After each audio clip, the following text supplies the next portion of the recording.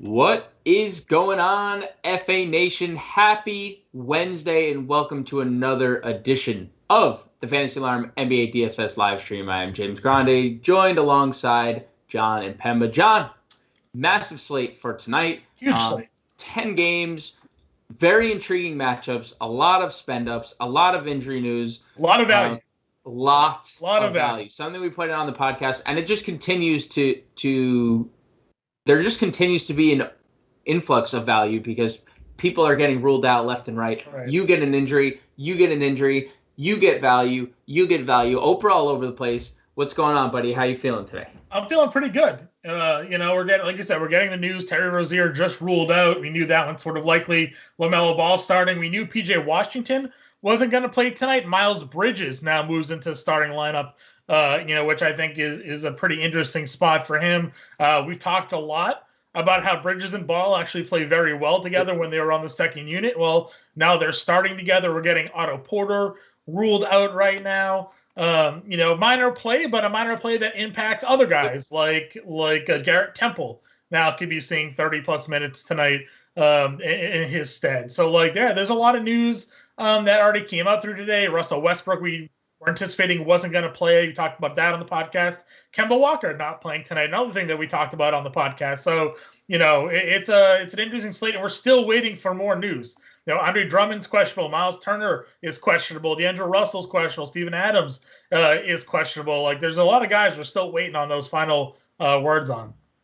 Right, and we should hopefully get that news while we are on air, if not leading up to roster lock. So, Jon, without further ado, let's jump into your playbook. You were the man with the plays today. Starting us off at point guard, we will go position by position as usual. Luka Doncic, Trae Young, both stand out here at the top. Do you have a preference in which one you're using? They're playing each other. We have a revenge narrative, I guess, for one another, considering they were traded way back when, 2 years ago on draft night. Do we have a preference here? Trae has probably been more consistent of late, but we know the ceiling for Luka is through the roof. Yeah, everybody's looking at Luka's recent performances and, hasn't cracked 50 fantasy points in 4 straight games. We got to look at the matchups. 2 games against Utah, 2 games against Phoenix. Really tough opponents, pace down spots for them. So I'm in here on a rebound game out of Luka going up against Atlanta, like we mentioned, high game total. They don't play well defensively. Obviously, Trae Young, not a good defender. So if there's ever an opportunity for a Luka bounce back spot, I think it's right here, and I think it's on this slate where there are other spend-ups that I think people are going to be gravitating towards, and there's a lot of value. I wrote in the playbook, this is sort of your stars and scrubs lineup day, but there's so much value that isn't really scrubby. I think we're just going to be looking at an incredibly high pay line tonight. Yeah, I do too, because especially when the value hits and the spend-ups hit, I mean, we could see what, Jon, 370, 380 on DraftKings tonight. That would be quite the score. But there are some very intriguing plays here in the mid-tier, and someone that you and I talked extensively last night about on the podcast while we were figuring out what the heck Boston was going to do at the point guard is De'Aaron Fox. De'Aaron Fox at home against the Celtics. Sans everyone. I mean, there's no Marcus Smart to guard him. Not that Kemba Walker is, a good defender, but there is no Kemba.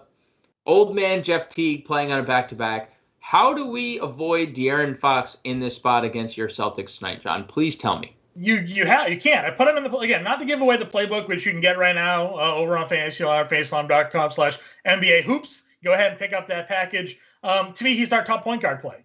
Just given the matchup, he just went for 50 or so fantasy points the other night. There's no Kemba Walker. There's no Peyton Pritchard. There's no Marcus Smart. It's Jeff Teague and Tremont Waters, about tonight against De'Aaron Fox. We just saw Steph Curry tear this team apart last night. Not that De'Aaron Fox is obviously the outside shooter of Curry, but the Celtics also have no rim protection. So, I have no qualms playing De'Aaron Fox tonight at that 8K price tag. For me, he's a core build in all formats. Yeah, you said he almost went for 50. Well, Jon, he went for 63 DraftKings points his last time out. So even better than you. Even better than I thought. I knew it was around 50, but 63 even better. Moving down our point guard list, let's head to the value tier where I think there are some interesting names. We have the likes of Ish Smith without Russell Westbrook, Raul Neto.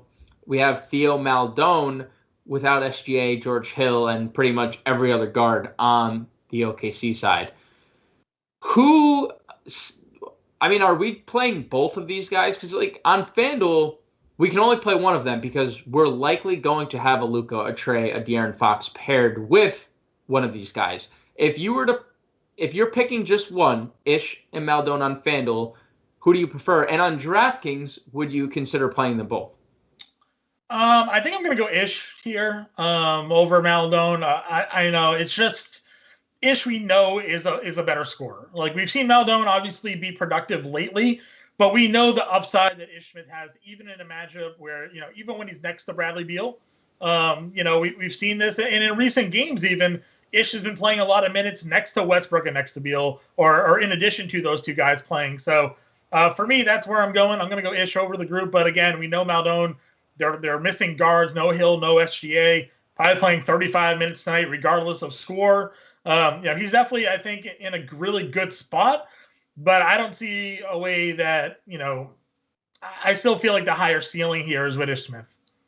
Fair. I, for one, would play both of them on DraftKings to get to a Luka or to get to an Embiid. But on FanDuel, it's going to be hard not to spend up for a point guard and pair him with one of these value guys. Let's shift over to the shooting guard position here, where Bradley Beal once again tops our list. And once again, his FanDuel price is, I don't know if I can personally stomach 10.8K on FanDuel, but I love the DraftKings price at 9.7. Or do you feel the same way? Or because there's no Westbrook, are you okay with paying 10.8? No, you can play 10.8. He's got a 42.5% usage rate without Russell Westbrook on the floor, averaging almost 1.7 fantasy points per minute. Even in blowouts this year, we've seen him play 35 minutes. He's the reason that the Wizards even hang in most of these games in the first place.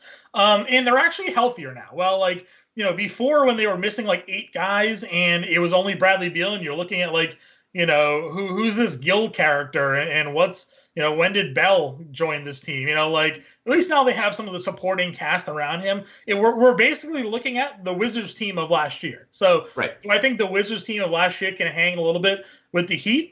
I think they might be able to. I think at the very least, we know that it's going to be a 260 game total. So I'm okay playing Bradley Beal here, knowing that all that usage is going in his direction. Well, if we're not playing Bradley Beal, John, I think there are some interesting mid-tier options here in Paul George and Victor Oladipo.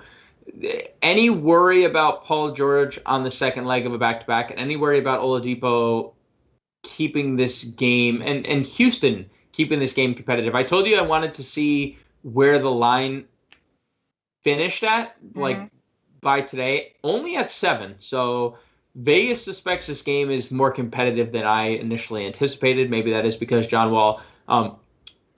Thoughts on George and Oladipo here and your interest level in both?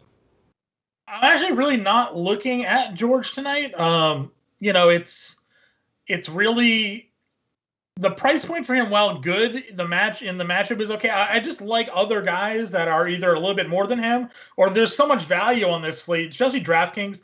DeMar DeRozan's $6,900. I'd rather play DeMar DeRozan against the T-Wolves than George against the Cavs for me. So I think that's where I would rather go. So no, I'm not really interested in looking at that spot. And who's the other one you mentioned there? Victor Oladipo. Oladipo, yeah. So I like Oladipo. He's going to start a point guard here. No, there's no John Wall. We mentioned no SGA. While it could be a blowout, I still think he's going to be the one that's going to at least score, be productive. He doesn't need the full run of minutes to get you the points. We saw that at Christian Wood in the same matchup the other night. He had 43 fantasy points in 24 minutes. I think Oladipo can do that, surpass that. It's just such a good matchup for him. Out of 10 lineups, how much Hamidou Diallo will you have? Probably 50% minimum. He's averaging over, I think he's 1.2 or a little bit more fantasy points per minute this year without SGA and Hill on the floor. We think he's going to start most likely tonight. And if he doesn't start, he's playing more than the 20 minutes a night he normally does. So, give me a lot of Hamidou Diallo. Again, super cheap. Super cheap indeed. And not super cheap are some small forwards at the top, and that's Kawhi Leonard coming off a monster game against Brooklyn. Although they lost, maybe potential finals preview, that would be, interesting if they could, beat the Lakers. But nonetheless, back-to-back, Kawhi has been very outspoken about wanting to play back-to-backs this year. Interest level in Kawhi Leonard here at the top of the small forward position. Small forward is really good tonight, John. It is a very good position. It's a strong position. Quiet. I feel sort of the same way as I do about Paul George with Leonard, and maybe that's even like a mistake on my part for like overlooking it a little bit because it is such a great matchup, for them here against a bad Cleveland team.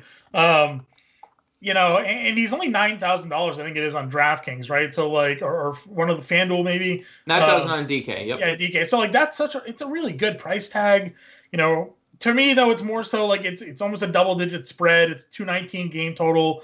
One of the lower on the slate. Do we need to go there? It is a back-to-back for them. I'm probably not playing Kawhi personally, but I think there's upside there.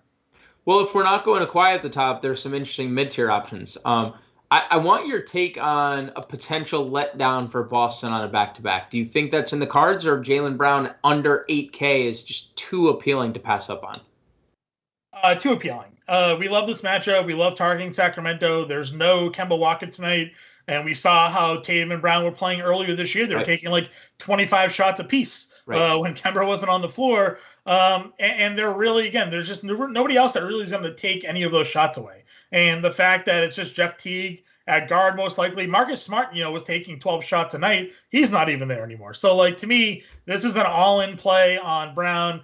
Jason Tatum, really cheap again on DraftKings, again, under 9K. Those two guys, I'm not worried about the back-to-back. It's too good of a matchup. Let's talk about some, Chris Middleton, we know, is a cash game play, always in a decent matchup against Indiana. Let's talk about some lower mid-tier to value plays, because I think this is where things get interesting at small forward. I think small forward has a ton of value, John. Keldon Johnson, under 6K on FanDuel in the, if Sacramento is the best spot on the board, Minnesota is damn close. We have Eric Gordon with no John Wall, under $5,000 on FanDuel. And then we have Lou Dort and Miles Bridges at 4,400 and 4,200 respectively, and I haven't even gotten to Garrett Temple. I mean, this lower mid-tier to value tier is elite, and if you need somewhere to spend down, John, it feels like this is the spot to do it. Double punt your small forward. Yeah, it's like double punt, but like you're not punting, you're playing good players that are just mispriced. To me, Bridges getting to start tonight. I know there's other high usage plays like Devontae Graham and Gordon Hayward. LaMelo Ball is going to start. Like, those guys are going to get shots for sure. But like we mentioned at the top, the connection between Ball and Bridges, it was really strong in their second unit. And I like those in GPPs. I mean, Bridges last year had games where he popped off for big numbers. So, this is a spot where I think he's going to play probably regardless. If the 76ers take a big lead here, like, I don't think Bridges is really going to come off the floor too much. Like, he usually gets that run anyway. So I'm a big fan of his. Dort for me is more of like your pivot play off Diallo and Maldon in this slot. He hasn't been very good lately. I know we rode him a few times earlier this year. Sean was all over him with those calls and he was smashing. But, for me, it's Diallo just shows that upside. But again, I'm not hating it. If you're looking to spend down there, like, he's a good play. And you mentioned Temple, again, probably going to see 30 minutes tonight. I know it's a low game total. It's against the Knicks, who are a good defensive team, but he's mid-price. He's $3,500. So a guy that's going to play 30 minutes at 3,500, and he's been giving you 20 fantasy points for the most of the season. Like, yeah, I'm gonna buy in there. I agree. I do think Garrett Temple does warrant some exposure here. Let's shift our focus to the power forward position.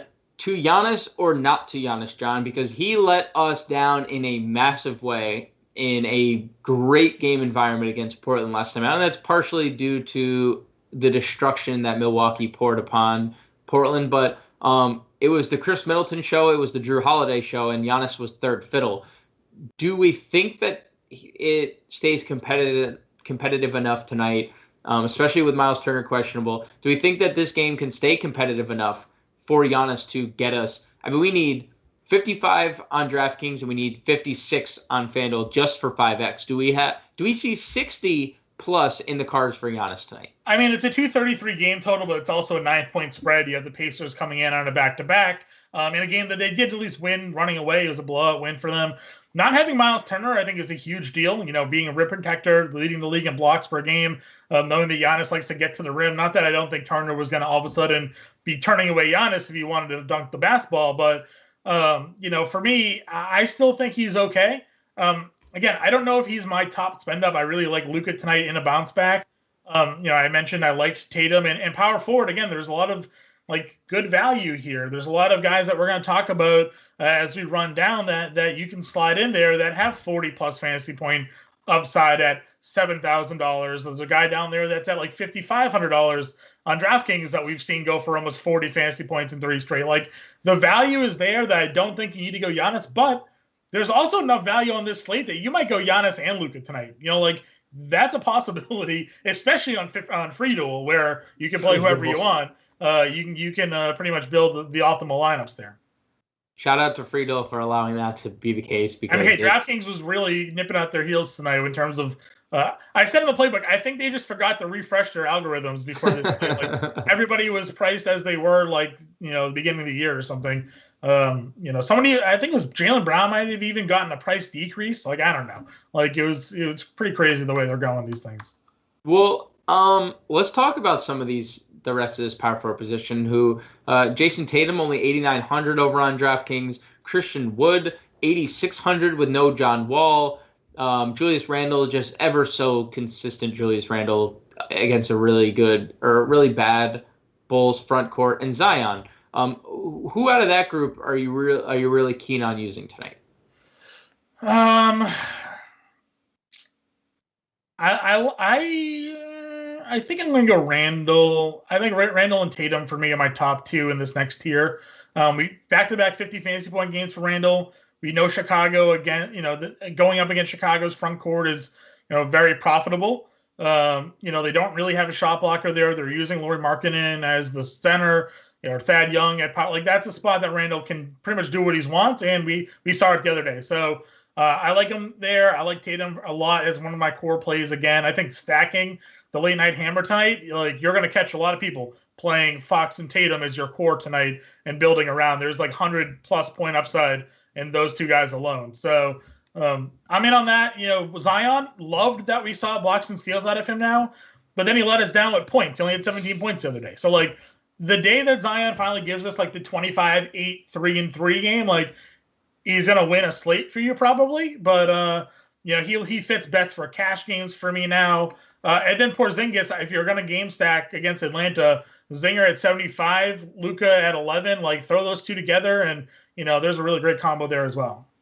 I want to give some love to Christian Wood, who without John Wall and James Harden this year, 27% usage rate, 1.4 fantasy points per minute. Yep. So he had 43 fantasy points in 26 minutes the other night. So it's not like he can't do it. Right. He's just more expensive than the guys below him, and I think you get maybe more minutes and a higher ceiling because of that.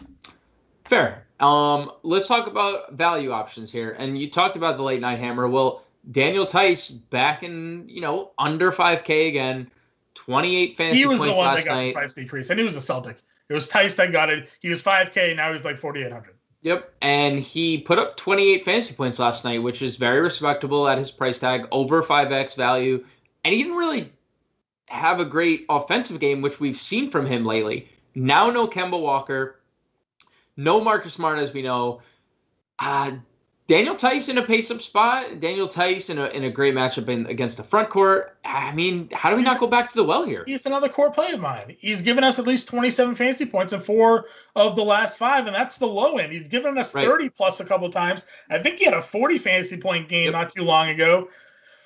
He's under $5,000 again. And there's no Kemba Walker tonight. So, more shots could potentially go towards Tice. Not a ton, obviously, but, the usage rate's going to be spread around the offense a little bit more. Tice can stretch the floor. We saw him hit a couple threes last night. He blocked shots. You know, like I'm the way he's playing right now. I don't know how you avoid it. And the fact that they're even starting him because you know they have Tatum now at the small forward, Brown at the shooting guard because they're without Smart. It makes it even more of an appealing spot. Sure does. I mean, fire up your Daniel Tice shares. Another late night hammer exposure play that you'll get soaring up the leaderboards at 12 a.m. Right. Let's finish it up at center here, John, shall we? Sure. Rank Joel Embiid amongst your priorities tonight because we've touched on Luka. You said on FanDuel you'd be willing to go Luka Giannis. How about going Luka Embiid or Giannis Embiid? Like, what's your ranking on Embiid? What's your feeling on this game in general? You know, it worries me a little bit because we did see Philadelphia blow them out earlier this year. 7.5 point spread, 224 game total. Charlotte definitely has the scorers to keep this one competitive. Right. So that's the wild card here. But you know, because Embiid can really, I think, have his way in this spot. You know, like Cody Zeller, not a great defender at all. We've been targeting Charlotte for years now because of this. No PJ Washington, so even that little bit of rim protection that they had is gone now. And Embiid, honestly, is one of my top overall plays of the slate. You know, I would probably rank him. I think I would still rank him like just below Giannis because Giannis is a 5-category player for you. But I would put him third. I'd put him, Luka, Giannis, and Embiid right there. You know, Embiid can go for 30, 15 with like 5 blocks tonight and walk away with it. Is he going to? He had 46 fantasy points in 24 minutes against them earlier this year. That's my worry. Is it going to be a blowout? Philadelphia's full strength. You know, how does Charlotte play this game? So in GDPs, I think you take your shot with Embiid here. On FanDuel, you know, I question where the ownership is going to be here because he's so expensive.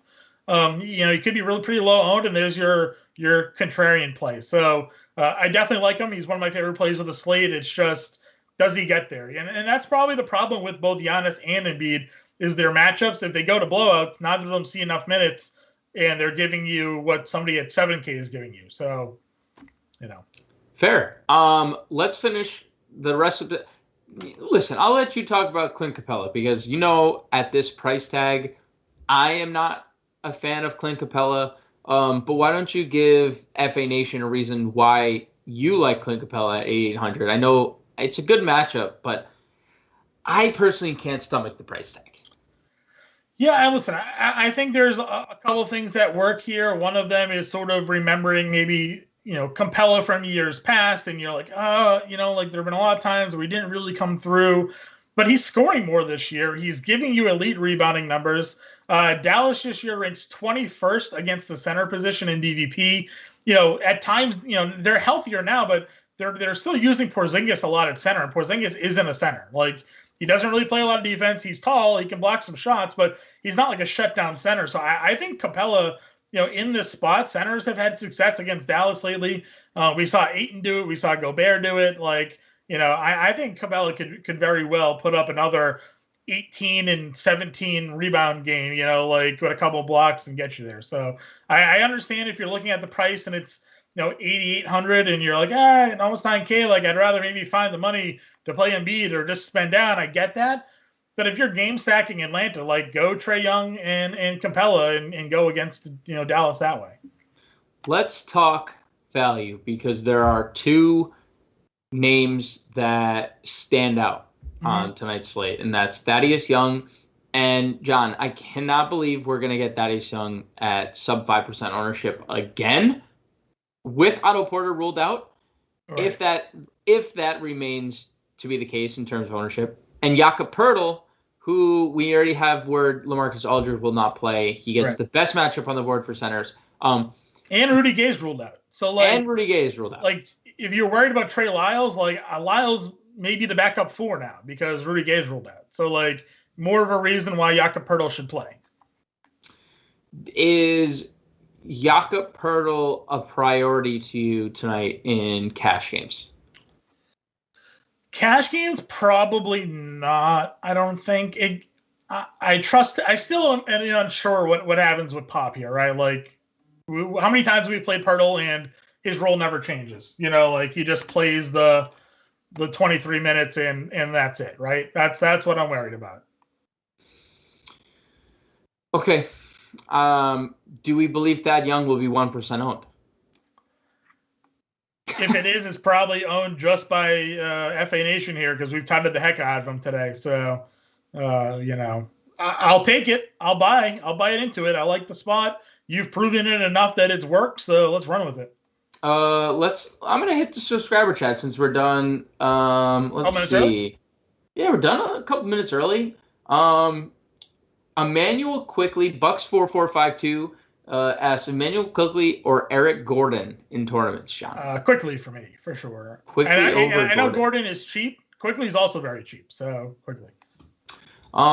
We have, let's see. LaMelo is starting. Yes, we do like Thad more than now that Otto Porter is out. Okay, we got a multiplier question, John. We have a super draft question. Well, you know that I love multipliers, so. Emmanuel Quickly at 1.95. You can just stop. I don't even care who the next person is. It could be Michael Jordan. I'm going to play Emmanuel Quickly, I think, at 1.95. Trae Young at 1.2. You're playing Quickly at 1.95. I think so. I mean, like, if Trae Young goes for 50 at 1.2, he's getting 60. If Quickly goes for 30, he's getting the same, and we know he has a higher ceiling than that. Again, this matchup against Chicago. So, yeah, I still think I'm going to roll Quickly. You can play 3-point guards on Super Draft. So, like, who else are you using? That's what I want to know. I'm going to run Quickly for sure. Dr. Jeff. Let me know who else you're playing, Dr. Jeff. Our boy, J.R. Bowers, 92. Shout out the birth year of Bowers. It's also my birth year. Emmanuel Quickly, Malik Monk, and Hamidou Diallo pick one. I'd like to pick two. I'd like to pick Quickly and Diallo. I'm going to go Diallo tonight just for the savings, though. I think they have similar upside. You need that salary to spend elsewhere, most likely. Everybody is buying into this Malik, and I blame you a little bit. Okay. I mean, John. You called Malik Monk. Everybody loved it and it smashed.